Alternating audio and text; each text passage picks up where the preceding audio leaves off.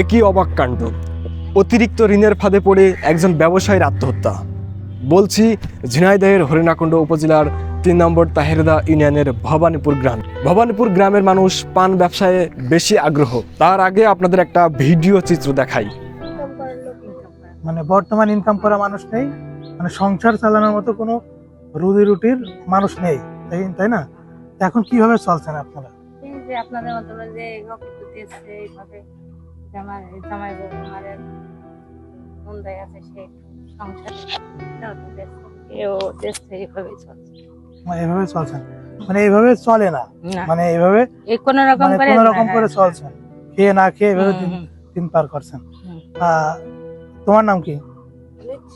অনিচ্ছা। তুমি কিসে পড়ো? 6 এ পড়ো। তারপরে দুজনের লেখাপড়া। তোমার নাম? তুমি কিসে পড়ো? অনার্স ফার্স্ট ইয়ারে। দুইজন লেখাপড়া করছে, একটা ফ্যামিলিতে ইনকাম করার কোনো সোর্স নেই। এখন আপনাদের হলো মূল সমস্যা খাবার দাবার, লেখাপড়া করানো, ছেলে মেয়ের লেখাপড়া করানো, তাই না? মানে ইনকাম করার এইভাবে আমরা, মানে আমাদের মতো মানুষ বা সাহায্য করে এইভাবেই চলছে। মূল সমস্যা মানে এইভাবেই চলে না, এছাড়া কোনো ইনকামের ইয়ে নেই। একজন সৎ ও পরিশ্রমী ব্যবসায়ী রামবাবু, একজন পরিশ্রমী ও সৎ ব্যবসায়ীর করুণ পরিণতির সাক্ষী হলো সমাজ। ব্যবসায়ী রামবাবু সবসময় গরিব দুঃখীদের সাহায্য সহযোগিতা করতেন, কিন্তু তারই আজকে ঋণের ভারে জর্জরিত হয়ে আত্মহত্যার পথ বেছে নিতে হলো। প্রথমেই বলি, আত্মহত্যা কোনো সমাধান নাই। ব্যবসায়ী রামবাবু ছিলেন এলাকার একজন সৎ ব্যবসায়ী। ব্যবসার প্রসার ঘটাতে বিভিন্ন সংস্থা এবং পরিজনদের কাছ থেকে তাকে ঋণ নিতে হয়েছিল। দীর্ঘদিন ব্যবসা ভালোই চলছিল, কিন্তু হঠাৎ করেই একটা বড় লোকসানের মুখে পড়েন ব্যবসায়ী রামবাবু। সেজন্য তাকে উচ্চ সুদে আরও ঋণ নিতে বাধ্য হন। দুর্ভাগ্যবশত আগের মতো ব্যবসায় ঘুরে দাঁড়াতে পারেননি তিনি। ধীরে ধীরে তার ঋণের বোঝা আরও বাড়তে থাকে। ব্যাংক ও বিভিন্ন সংস্থার ঋণ পরিশোধের পাশাপাশি ব্যক্তিগত মহাজনদের কাছে সুদের বোঝা বেড়ে যায়। দিন দিন দেনার দায় এতটাই বেড়ে যায় যে তার সংসার চালাতেই কষ্ট হয়ে যায়। ঋণদাতারা প্রত্যেক দিন তার বাড়িতে এসে চাপ সৃষ্টি করে থাকে।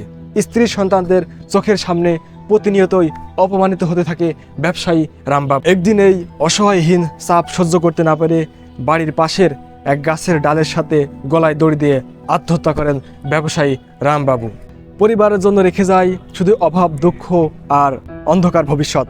তার স্ত্রী ও সন্তান এখন অনাহার অধারে দিন কাটাচ্ছে। বড় মেয়ে অর্পিতা অনার্স ফার্স্ট ইয়ারে পড়ে, কিন্তু কলেজে যাওয়ার মতো অর্থ এবং ঠিক তেমন জামা কাপড় নাই।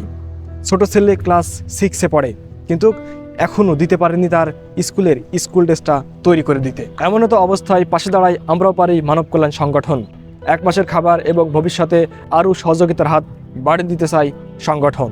ব্যাংক এবং বিভিন্ন সংস্থা থেকে নেওয়া ঋণ মৌকুফ হলেও এখনও রয়ে গেছে মানুষের কাছ থেকে নেওয়া সুদের টাকা। রামবাবুর মৃত্যু একটি পরিবারের ক্ষতি নয়, একটি সমাজের জন্য বড় একটা শিক্ষা। ঋণের জালে আটকে পড়া, উচ্চ সুদের কুপ্রভাব, অর্থনৈতিক অনিশ্চয়তা থাকলে কতটা ভয়ানক হতে পারে সেটারই প্রমাণ করলো এই করুণ ঘটনা।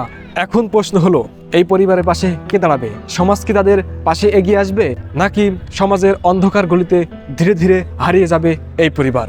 এই ঘটনা আমাদের চোখে আঙ্গুল দিয়ে দেখিয়ে দেয়, ঋণের সঠিক ব্যবস্থাপনা না থাকলে একজন ভালো মানুষকেও ভয়াবহ পরিণতির শিকার হতে হয়। এখন সরকার ও সমাজ এই পরিবারের পাশে কি দাঁড়াবে, নাকি অন্ধকার গলিতে ধীরে ধীরে হারিয়ে যাবে এসব পরিবারগুলো? আজকের মতো এখানেই বিদায় নিচ্ছি। খোদা হাফেজ।